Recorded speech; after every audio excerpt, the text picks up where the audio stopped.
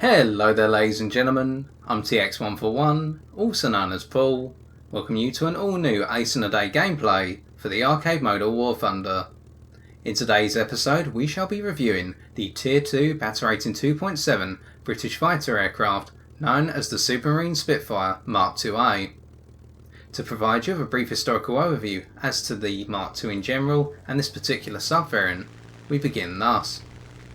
As production of the Spitfire Mark I was in full swing at Supermarine's factory in Southampton in the summer of 1939,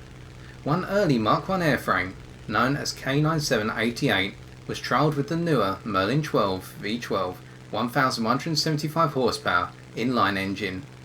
Where to point out a definition here, inline engine, as in aeronautical terms, refers to engines with banks of cylinders where the cylinders are arranged in distinct rows, not in radial configuration.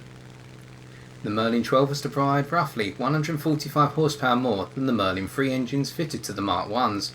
and the success of this initial trial meant that the plane was destined to enter production eventually as the Mark II. Additionally, with the introduction of the new Rotor wide blade propeller to the Mark I over the original de Havilland propeller in early 1940,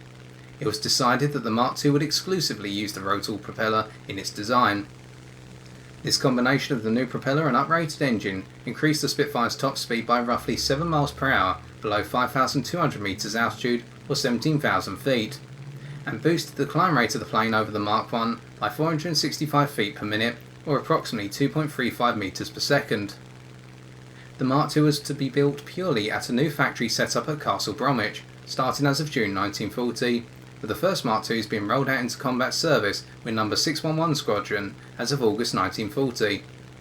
This meant that the Mark II would see service in the Battle of Britain, and breaking the plane down into its subvariants, there were two main subvariants for the 921 Mark IIs built. Firstly, the Mark IIAs, which were armed with 8 303 or 7.7mm Browning machine guns, 4 to each wing, and this was the subvariant to see service in the Battle of Britain, with a total of 751 being built. The other subvariant was the Mark IIB, armed with 4 303 or 7.7mm Browning machine guns and 2 20mm Hispano Mark I cannon, 1 cannon and 2 machine guns to each wing. The Mark IIB finally overcame the manoeuvrability and performance issues encountered in the usage of cannon-armed Mark IBs during the course of the Battle of Britain by mounting the cannon sideways in the wing and using a belt feed rather than the drum feed, as denoted by the appearance of wing blisters, but more on that with our review of the Mark IIB eventually. A total of 170 Mark IIBs were built, starting as of December 1940. The Mark II had fully replaced the Mark I by the close of 1941, and would itself be replaced by the Mark V starting as of February-March 1941. And with particular respect to the Mark IIA, due to the Spitfire's design as a short-range defensive fighter, a further subvariant of the Mark IIA was produced. 60 Mark IIAs were converted into Mark IIA LR, whereby LR stood for long range, and these planes were intended for long-range operations such as bomber escorts into Europe. This was achieved by fixing a 30-gallon fuel tank under the port wing of the plane, but came at a cost of both manoeuvrability and overall performance. And these long-range Mark IIAs were reduced from service and eventually eliminated from service as of March 1942. So with our historical overview concluded, let us take a look at how the Mark IIA handles in War Thunder. Today's gameplay takes place on the ground strike map, Berlin Suburbs. We are using the following setup. Stealth belts are our 7.7s, reason being that these belts in our experience are the most powerful belts available to this aircraft, with the 5 rounds consisting of 2 armour piercing rounds with the ability to penetrate cockpit glass and light armour plating, 2 armour piercing incendiary rounds which have the same net benefits as the first 2 rounds but the additional benefit of being able to penetrate and ignite enemy fuel tanks, and finally a single incendiary round which has the ability to ignite exposed enemy fuel tanks. As for our gun convergence, we are using a 400m gun convergence in order to provide this aircraft with a little bit more versatility in line with its overall performance, whereby we have the climb rate to climb to altitude, i.e. up to 5,000 metres, and intercept enemy bombers. And a 400m gun convergence will allow us to still act as a defensive fighter, i.e. in line with our history, being able to turn fight with our opponents, but at the same time provide us with a little bit of distance to shoot at our bomber foes when we try to intercept them, whilst mitigating their return fire from their turrets. And as for our fuel load, we're using the standard 30-minute fuel load to make it to the end of the game unscathed on fuel capacity. And we begin our analysis by chasing down, rather relentlessly, an enemy Messerschmitt 109 ML4, whereby we have used our climb rate, which is phenomenal for our battle rating and tier, all the way up to 5,000 metres altitude, in line with our engine's overall performance decaying away above 5,000 metres altitude, in order to catch up to and get on the tail of this E4, and force them to bank from side to side to the point where they have sacrificed too much kinetic energy to be able to get away. And as they bank high here, we get in close, make sure our accuracy is good, and cut them apart for our first kill. We can see here how the rather heavily armoured ML4 was able to soak up a lot of our 7.7mm machine gun fire, and we needed to put in a lot out of our 2,800 rounds in order to bring them down. And afterwards we have straight away gone from a reload in order to make sure we have enough ammunition for the next engagement.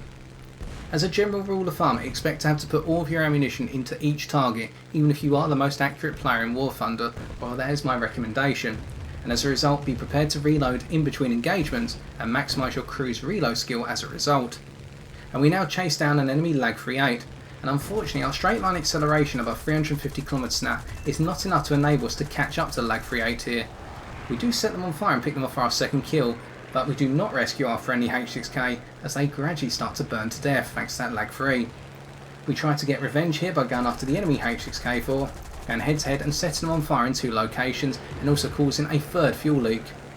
We snap right out of the way of their potential return fire from their rearward facing 20mm cannon turret, as our durability, especially in the wings, is rather weak.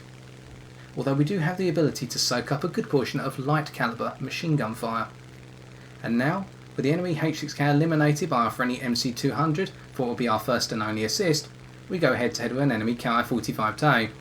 Using our consistent elevator control surface even in the midst of high speed dives, only losing a good portion of its responsiveness above 750 km/h in order to break over the top of the Ki-45 and swing back in. We use banking turns and cutting our engine off rather than the usage of landing flaps to keep behind them, as landing flaps in our experience have been rather unstable above 300 km/h for bleeding energy. But as we come around, we use our rudder below 250 km/h in a sharp vertical manoeuvre akin to a Seminole hammerhead, and in doing so this plane actually recoils quite significantly, showing how unstable this plane can be on full rudder control below 250 km/h, and we need to be careful.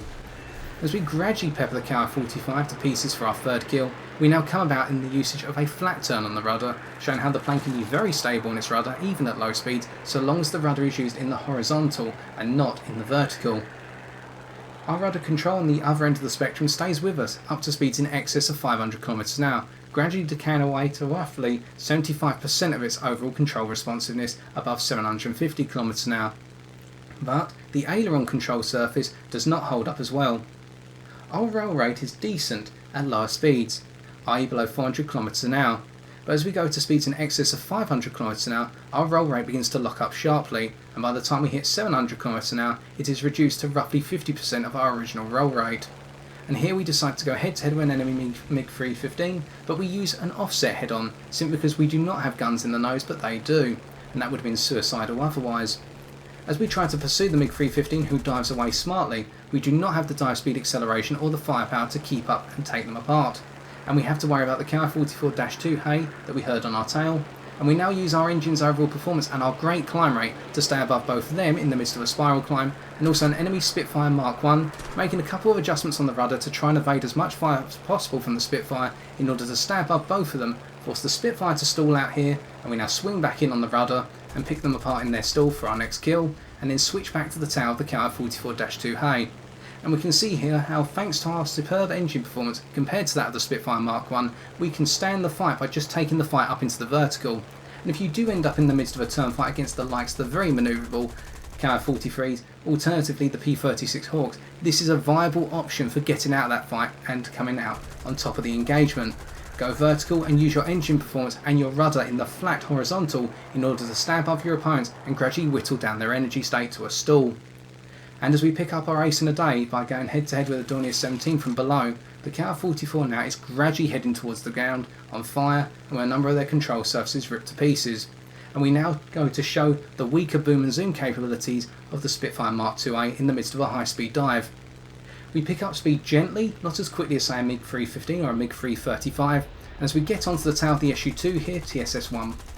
we do not have the firepower to bring them to pieces, and instead have to come about for a second pass to do so, and this is not what we want in a boom and zoom fighter, as this means we have to bleed a good portion of our energy and then fly away at a much more gentle angle and cannot afford a zoom climb afterwards. We do pick up our 7th and final kill of today, but now we have to fly away at low altitude and try to avoid bleeding as much speed as possible in case the enemy Hurricane and the enemy Lag 3 that have just spawned in decide to dive on us and pursue us. Fortunately for us, they are more focused on our friendly MC200, and this means that we can gradually just saunter away, build up our overall engagement space and take our time before the next engagement.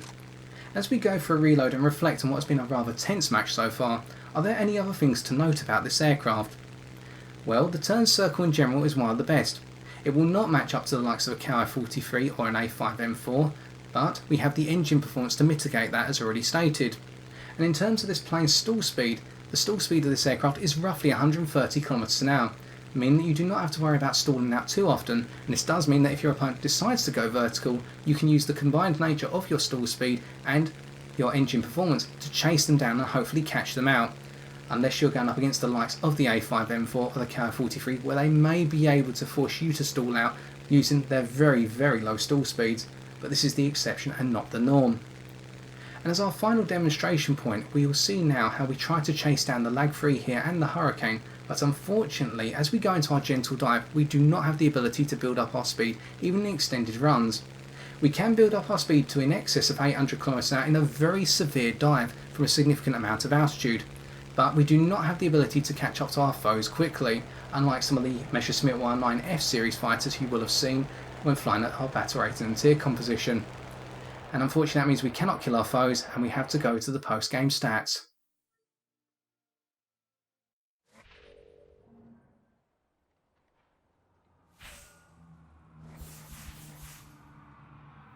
With our 7 kills and single assist, we're able to pick up 14,746 silver lions and 1,829 research points.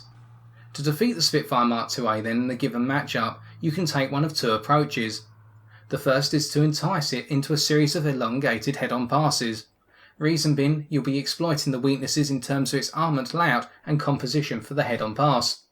whereby its layout of 8 7.7mm machine guns in the wings is based around convergence and therefore unreliable in a head-on pass, especially seen as the 7.7mm machine guns are of a low calibre and therefore are very restricted in terms of their maximum range, no more than 600 metres.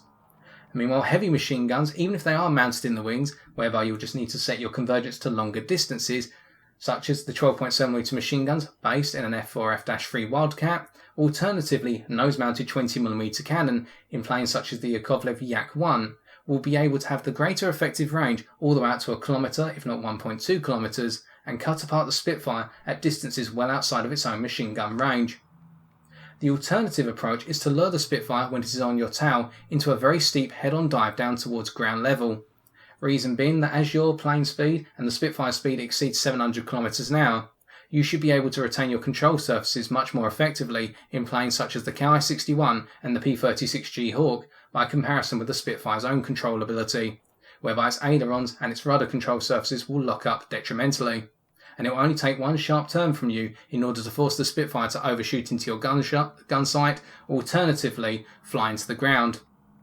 And as we can see, by avoiding these two circumstances, we're able to come second by comparison with the rest of our team. And we should conclude by noting that whilst at first it would seem as though the Spitfire Mk2A is just a revision of the Spitfire Mk1A, which we reviewed a very long time ago, as may be seen using the link in the top right corner of your screen, as displayed now. In actuality, this plane is a significant step up, all thanks to that Merlin 12 engine, which enables this plane to expand upon the role and capabilities of the Spitfire Mk1, and makes it a true pleasure to fly. And so I've been TX141, and if you've enjoyed this video, why not leave a like, comment or subscribe for future War Thunder videos on my channel. But until next time, ladies and gentlemen, take care, and good luck in the skies!